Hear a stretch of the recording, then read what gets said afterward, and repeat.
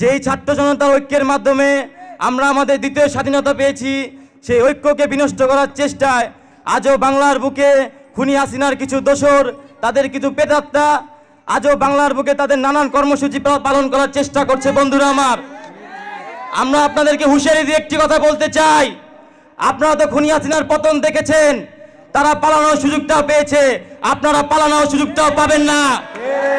এই বাংলার বুকে যতবার স্বৈরাচার হাসিনার মতন স্বৈরাচারী শাসক জন্মানোর চেষ্টা করবে, ঠিক ততবার আবু সাইদ, মীর মুগ্ধ, ওয়াসিম আকরামের মতন বাংলার ছাত্র দলের বীর সন্তানেরা গুলির সামনে আবার বুক চিল করে দাঁড়িয়ে যাবে। বন্ধুরা আমার, এই বাংলাদেশকে রক্ষার্থে, এই বাংলাদেশে প্রতিটা জনগণকে রক্ষার্থে, এই বাংলাদেশের মানুষের ভোটাধিকার ফিরিয়ে দিতে বাংলাদেশ জাতীয়তাবাদী ছাত্র দল তথা নারায়ণগঞ্জ কলেজ শাখা ছাত্র দল সর্বদা প্রস্তুত আছে। বন্ধুরা আমার, আমি আমার বক্তব্য দীর্ঘায়িত করব না, সর্বশেষ দুইটি লাইন বলে আমি আমার বক্তব্য শেষ করব।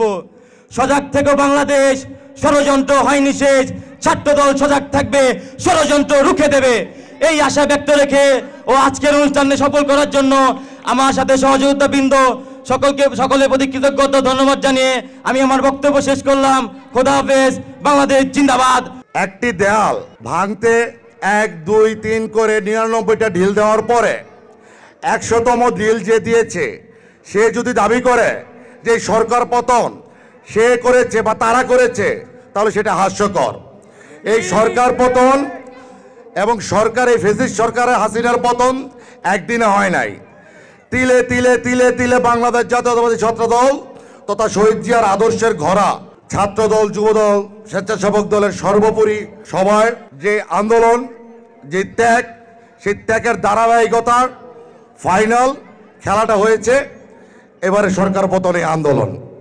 অনেকে আমরা আজকাল সরকার এবং যে ছাত্র সমন্বয়ক ওদেরকে অনেক বড় বড় কথা বলতে শুনি, পাকনা পাকনা কথা বলতে শুনি, কিন্তু বাস্তবতা হচ্ছে আপনারা যে আন্দোলন করেছিলেন, আমি নারায়ণগঞ্জের প্রেক্ষাপট দিয়ে বলছি, নারায়ণগঞ্জের সমন্বয়ক যারা ছিলেন তাদের প্রতি সম্মান রেখে বলছি, আপনারা যে আন্দোলন করেছেন সেই আন্দোলনে আপনারা বুকে হাত দিয়ে বলেন বাংলাদেশ জাতীয়তাবাদী ছাত্র দলের নেতাকর্মীরা আপনাদের সবচেয়ে সাহসের জায়গায় সামনে থেকে নেতৃত্ব দিয়েছিল কিনা দিয়েছিল না। সেই আন্দোলনে আমরা যারা সাবেক ছাত্র নেতা ছিলাম আমাদের ভূমিকা কি ছিল? দেশনায়ক তারেক রহমানের নির্দেশ দিয়েছে বলেই আপনাদের সাথে আমরা সর্বোপরি সহযোগিতা করে আন্দোলনকে বাস্তবায়ন করেছি। সুতরাং এই আন্দোলনে যেভাবে সম্মানপ্রাপ্য এই সরকার, ফ্যাসিস্ট সরকার পতনের যারা যেভাবে সম্মানপ্রাপ্য সবার প্রতি সম্মান রেখে আপনারা কথা বলবেন সে আশা ব্যক্ত করছি।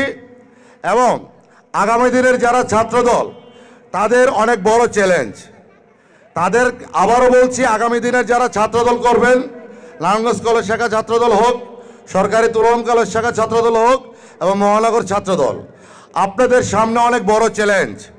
সেই চ্যালেঞ্জকে বাস্তবায়ন করতে হলে আপনাদের সঠিকভাবে চলতে হবে। সমাজের প্রত্যেকটা অন্যায়, ফ্যাসিস্ট সরকার যেভাবে দেশের অর্থনৈতিক অবস্থা, দেশের ব্যাংক লুট থেকে শুরু করে সামাজিক অবক্ষয় করে প্রতিটা কিশোর গ্যাং বানিয়েছিল, আপনারা সেটার পরিত্রাণ করে খেলাধুলা থেকে শুরু করে বিভিন্ন ভালো ভালো কার্যক্রম করে মানুষের মন জয় করতে হবে। দেশনায়ক তারেক রহমানের যে সিদ্ধান্ত, বাংলাদেশ জাতীয়তাবাদী ছাত্রদল, যুবদল সহ আমরা যারা আছি, আমাদের এখন একটাই কাজ, এই দেশের নিপীড়িত জুলুমের শিকার সাধারণ যে জনগণ তাদের পাশে দাঁড়ানো, তাদের কল্যাণে সর্বোচ্চ নিজেকে বিলিয়ে দেওয়া।